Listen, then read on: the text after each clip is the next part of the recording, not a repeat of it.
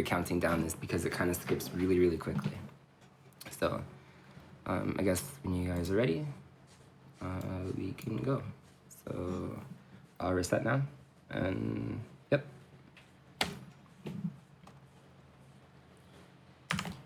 Oop, sorry. Sure. Ooh, how did that happen?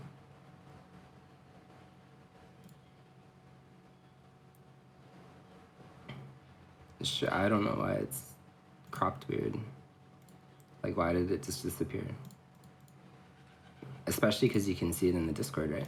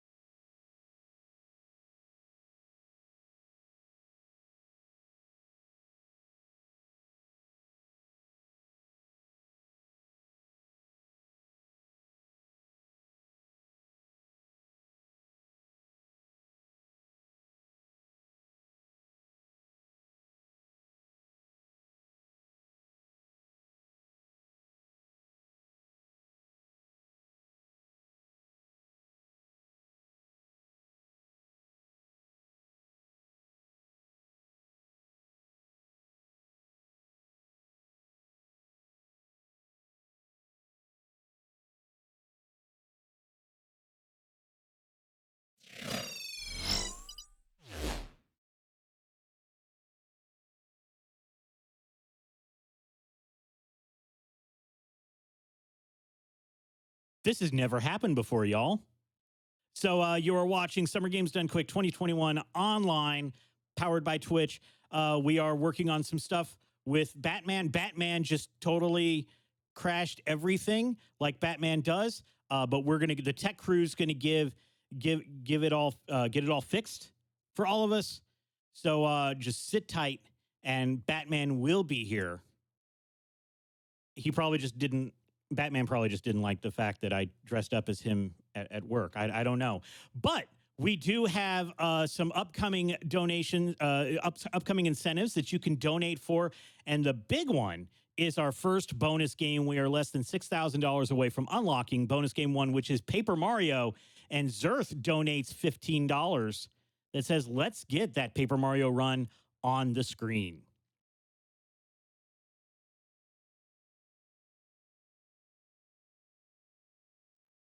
And we have a $50 donation from D. Fiala that says, you mean I have a choice between more or less GDQ? Yeah, more GDQ, please.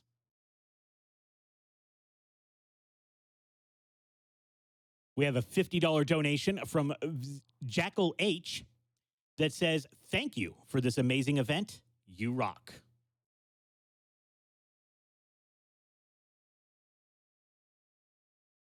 We have a $100 donation from the Medical Mercenary that says, longtime watcher, first-time donor. A special thanks to all the runners and GDQ staff that put these amazing events on every year. Happy SGDQ, everyone.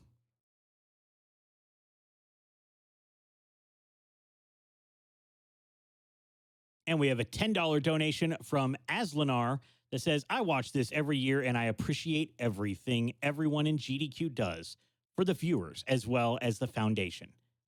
Thank you for the entertainment and smiles.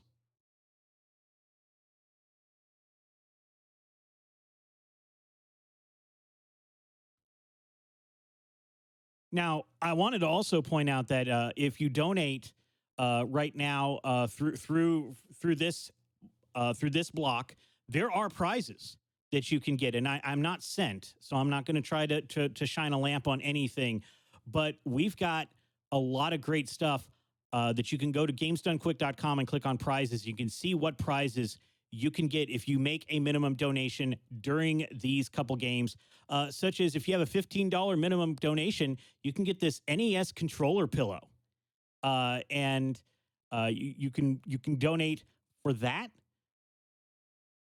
or you can get an SGDQ 2021 banner. Welcome to the marathon. It's being done by LLK, who does a lot of the art for Games Done Quick. That's a $50 minimum donation.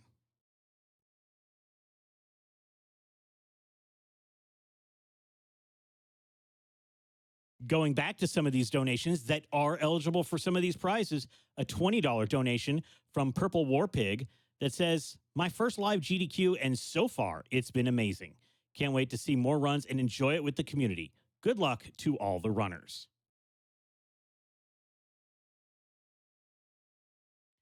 We have a $50 donation from James that says, longtime watcher, finally able to donate a bit towards one of the best things in the gaming community.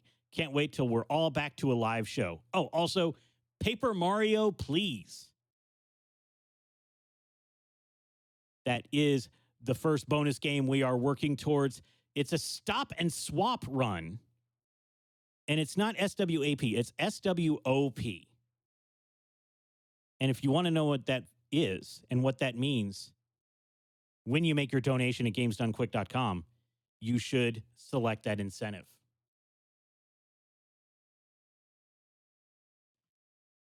But another way that you can support our wonderful charity, Doctors Without Borders, is if you have Amazon Prime. Because if you have Amazon Prime, you also get Prime Gaming on Twitch. And you can use a Prime Gaming sub once per month.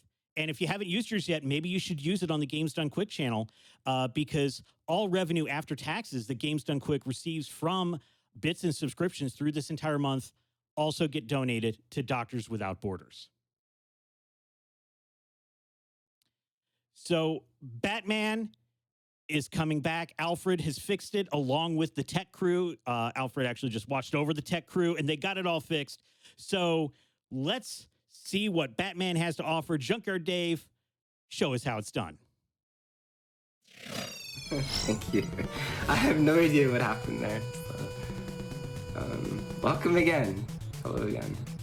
Apparently something exploded there, so we'll get right to it. Luckily, we're kind of ahead of schedule with like phantom tech issues, which I've never experienced before in my life. So again, when Batman drops and he starts moving, that's when timing starts. But I'll reset it. So actually, sorry, 1 second. I do need a timer for this game, so I just need to open up that really quickly.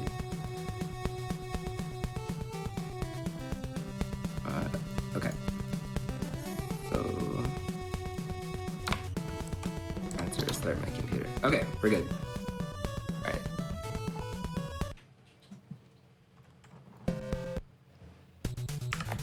Okay, so right off the bat, this is probably one of the most important screens in the game. I do not want to make a mistake here, because I want to leave this screen at like 62 to 72 ammo. And you only have a very small window frame to do this. It's about 0.3. And this is not good, man. 16 ammo.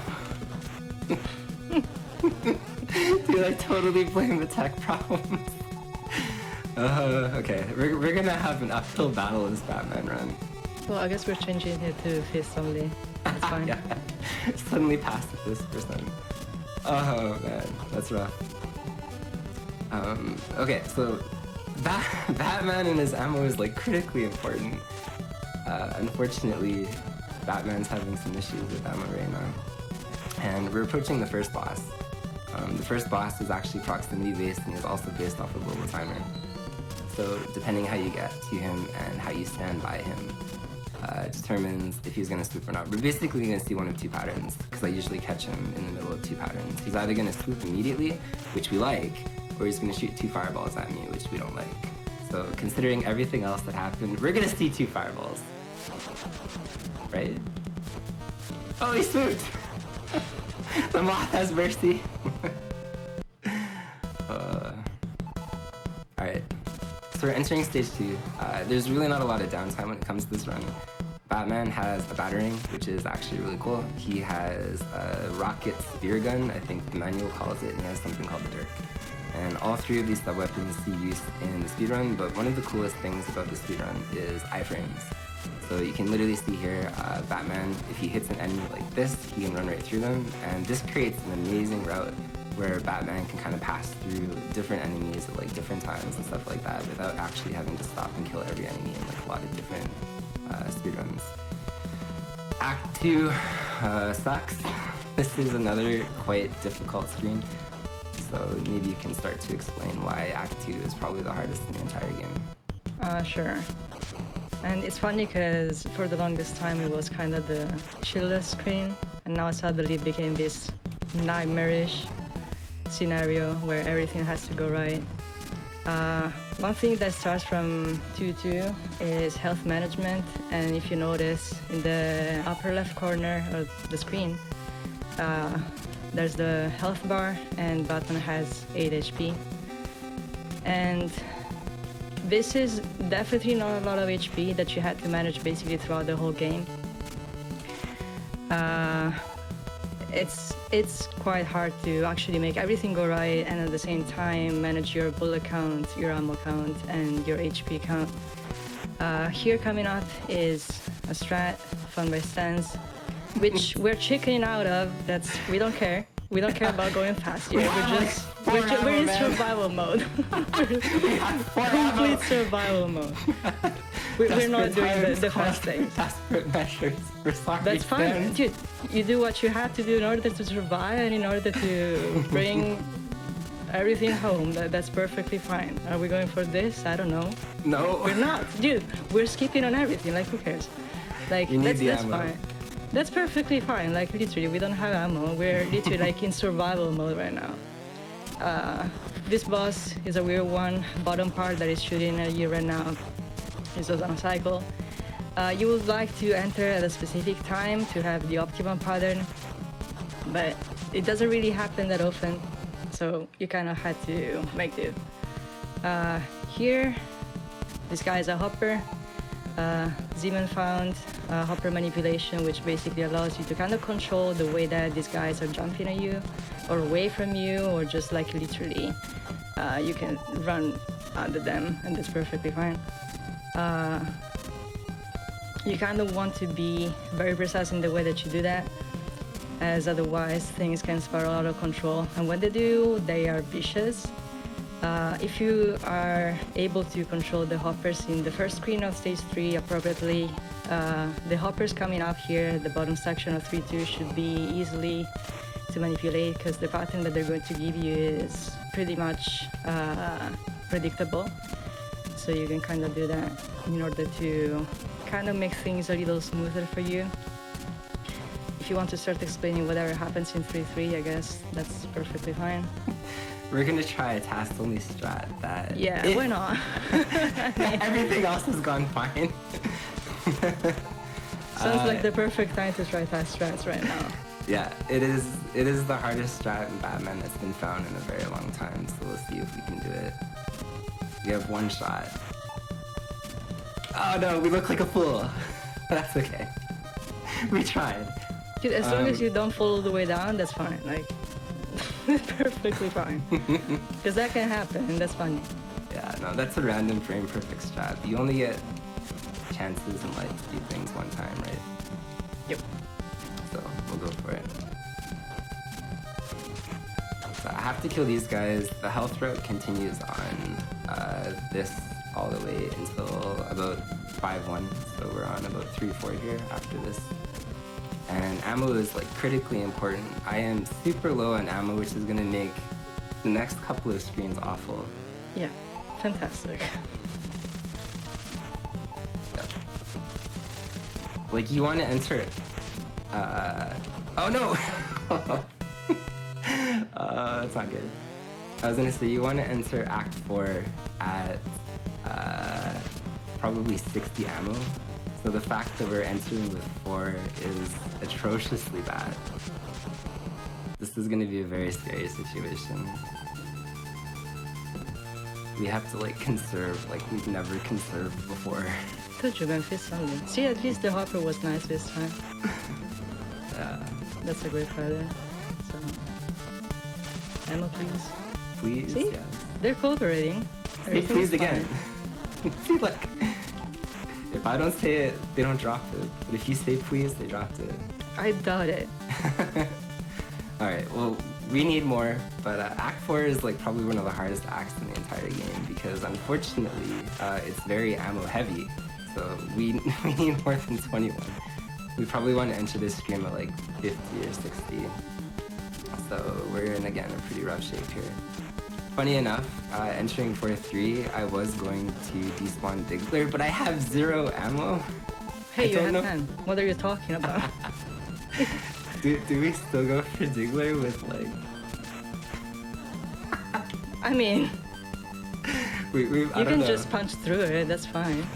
You don't need ammo for that. I mean, that's literally the only instance in which it's actually fine. We might despawn him only because the ammo is necessary for chicken. Firebug at the end of the game. I hear chickens. 4-3. Okay, we won't be a chicken. We'll do it. So that little spike car is like the worst envy placement in the entire game. If he knocks you off the platform, I think it's like a 2 or 3 frame jump. You lose almost 12 seconds.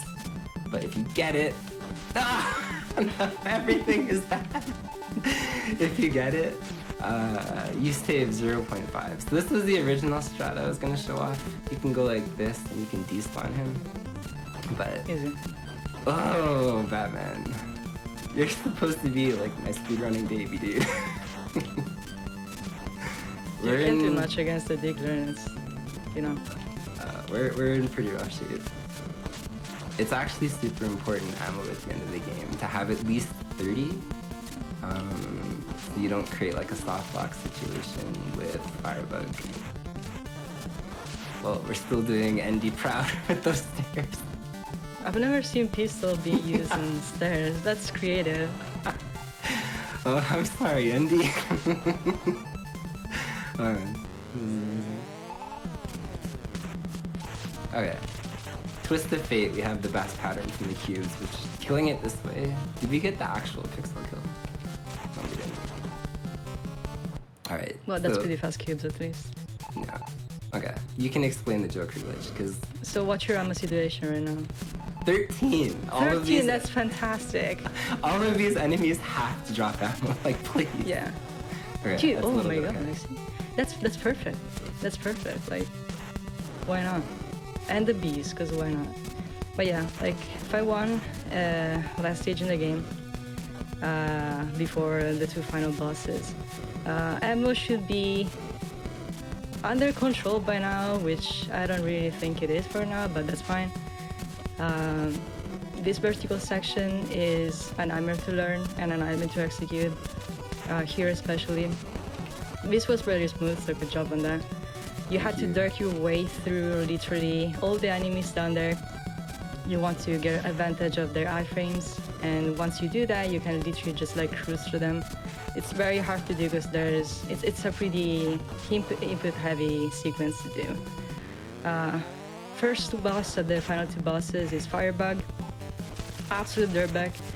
What you're trying to do here is to lock it on one side of the screen. In this case, it's the right side of the screen. In order for it to keep the loop going, you have to have optimal battering rhythm to shoot. Otherwise, it just breaks out, and at that point, it's pretty hard to kind of recover. Joker fight.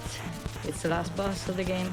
We're going for something that is called Joker glitch, which basically skips the entire death animation of Joker if you nail it. That's fine, man. Everything is fine. In order for you to get that, that's amazing. Well, really no, amazing. what happened was I didn't pause. If you go back and check on stage 2, I have to be very careful here. But if you go back and check on stage 2, I got... Ooh, okay, I'll take it. This has been a disaster. He is dead. But no, at stage 2, I didn't hold start for like 1 second. Yeah, sorry, that is atrociously timed. What a run, that's horrible. What happened in stage 2? I didn't hold start, so I didn't get the frame perfect buffer. You saw the Batmobile for like 2 seconds. So that means Joker is running when I get up here, so he shot me pretty badly. Yeah. Well, that was bad. If the manipulation works, well, if it works, he just shoots 1 time. In this case, he shot twice, I think. So that's never good because it kind of throws you off. No, that was something. So on my timer, I have 11:58. Sorry, 11:18. My PB in this game is 9:57.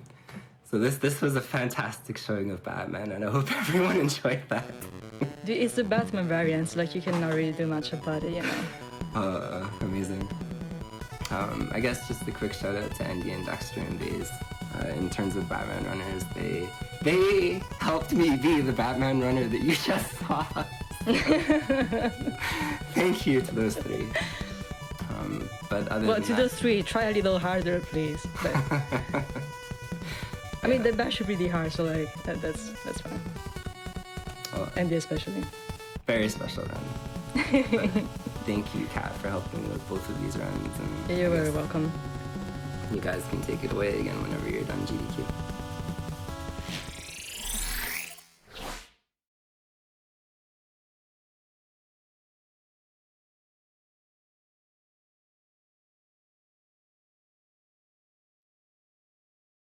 I was always told to always be myself unless you can be Batman and then be Batman.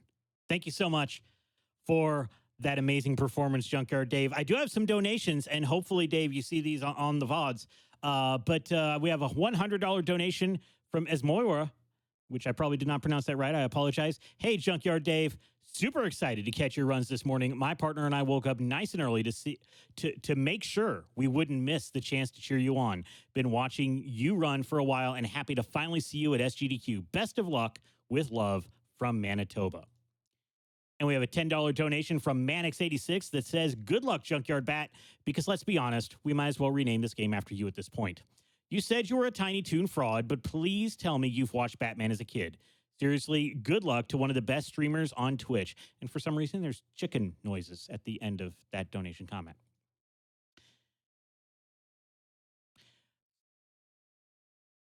Okay, so we will be back right after this quick break. And then after that, we'll have an interview, so don't close that tab.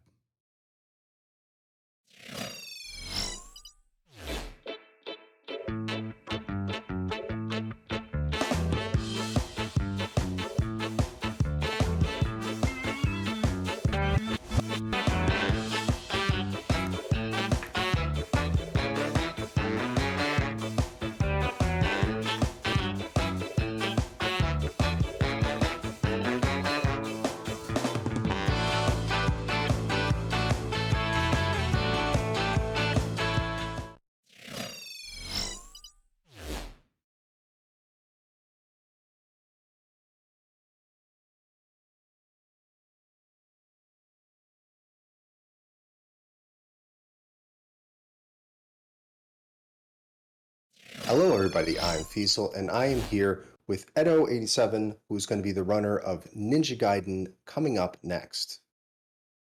Thank you very much for joining me this morning, and I appreciate you talking with us. Thank you for having me.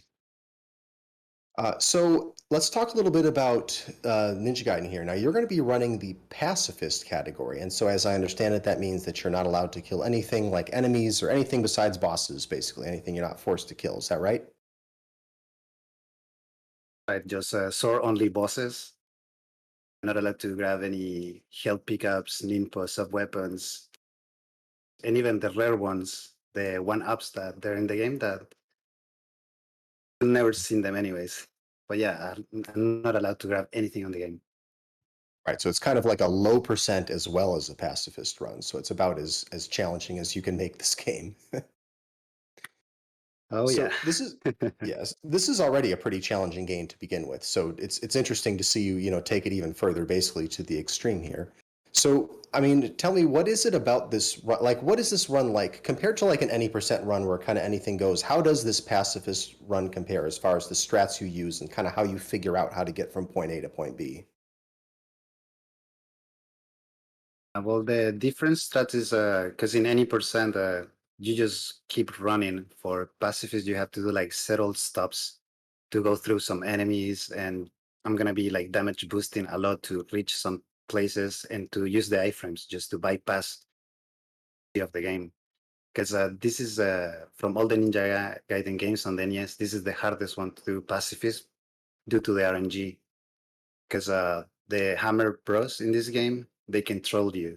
Like they're designed to actually doing too good. The game kind of knows, and it will throw you like that god hammer that it will kill you no matter what. So it's all about like reading what's on the screen like at all times and being aware of your health management. Yeah, so that is definitely something that's going to come into play here because I know that a lot of the enemies in the game are just triggered by where the screen position is, and you're able to like despawn things, for that reason. But the Hammer Brothers, it really seems like there's just no way to manipulate that. It's either going to throw a hammer or not, and you can't really control that. There is nothing that we can do about it unless you have like an understanding of when you press the start button and of your pace, because this game runs on a global timer when you start the game. So parts that if you are being on the same pace and you didn't get hit, most likely you're not gonna get hit again. But this run is always up and down. Like there is not like a perfect run or a run same to the other one. So we will never know what's gonna happen. And yeah, as you mentioned, we are gonna be doing like some despawning of some enemies.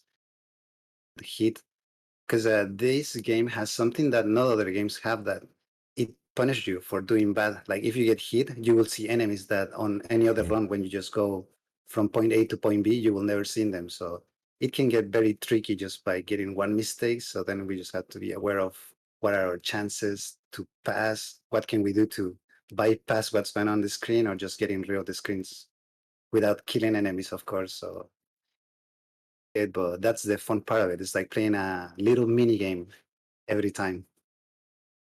Yeah, and so I imagine you have a primary strat that you're trying to aim for, and then I guess you have backup strats for if things go wrong. Is that how it works? I have like my plan A, like the Mhm. fastest strat. If that doesn't go through, then it's not about like having like a plan B, C, D. You just have like a bag of tricks that, depending of what is the position of the enemies, you're like, okay, split second decision. This is what I should do. This is like my best choice that is gonna work, because then you can get hit again, and then you have to keep changing the strats. It's that constant in a puzzle with pieces that changes every time. So that's what makes it kind of like entertaining. A bit crazy because sometimes like it does make your stomach go a bit crazy, because it's always like that uncertainty that what's gonna happen. It's a really hard run to go through. Now, this run for you has been many years in the making, as I understand this, right? Like you got started with this game many years ago. Like what happened between when you first started this game and now? A lot of things. They were already like a pacifist was already like there was like a set of strats possible. Like at that time, I remember Dexter had the world record, and this is like 7 years ago.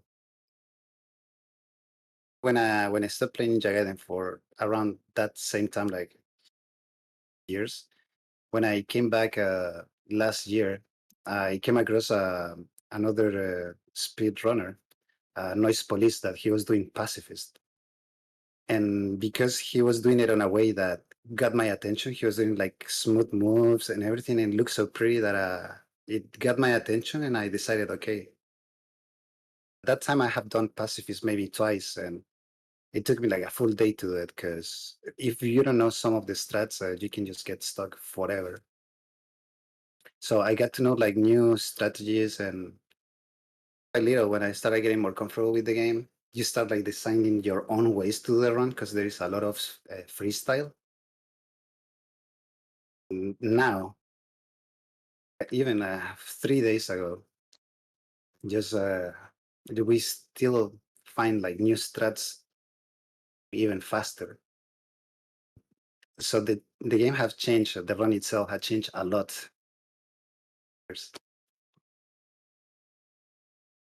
Yeah, well, I mean, it sounds like it's a very fascinating run with still a lot of new possibilities for new things to discover. So it does seem like it should be not just a challenge to run, but also Yeah. just an amazing thing to watch. I'm really looking forward to seeing it. Well, Thank you. Yeah, good it's luck. gonna be a fun run.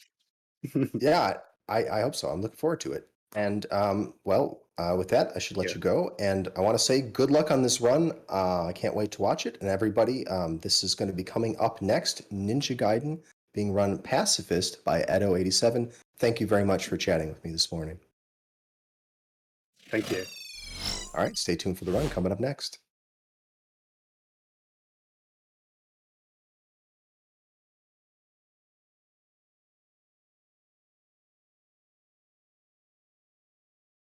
All right. Thank you so much for that. Ninja Gaiden is coming up next with Edo87. I can't wait to see it. Usually you don't see ninjas, and now we're going to have a pacifist ninja. I am excited to see how this is going to turn out. We do have a $25 donation from JJ Schmidt that says, NES block, best block. I am inclined to agree. My name is Bobby Blackwolf. I have been with you for the past couple hours on this NES block, and I am excited to see where it goes next. We have a $10 donation from Colibri that says, here, some bat anti-stream crash spray. We got it taken care of. The tech crew, probably under supervision from Alfred. We don't know. I'm not there, but we got it taken care of. We have a $500 donation from Philip that says, thank you for such a great event. Let's make Paper Mario happen. That is referencing the donation incentive to get our first bonus game. We have crossed $45,000 to get Paper Mario Stop and Swap, which means we only have $5,000 left to get that bonus game and extend GDQ just for that much longer. We also do have an incentive open for Cave Story 3D in a couple hours to make them wear the Prinny cap.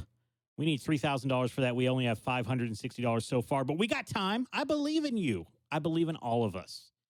That is so you can wear the Prinny cap from the Disgaea series, the most famous penguin dude, and it's spelled D-O-O-D. You know you want that.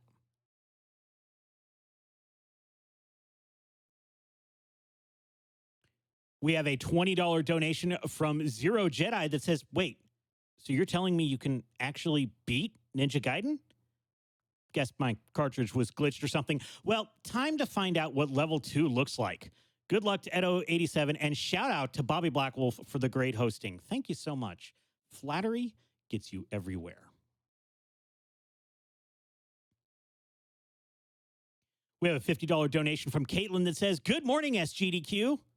Good morning, good afternoon, good evening, depending on where you are.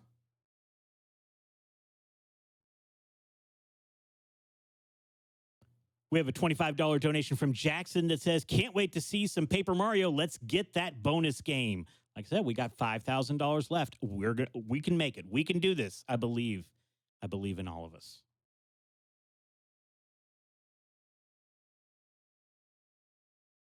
We have a $200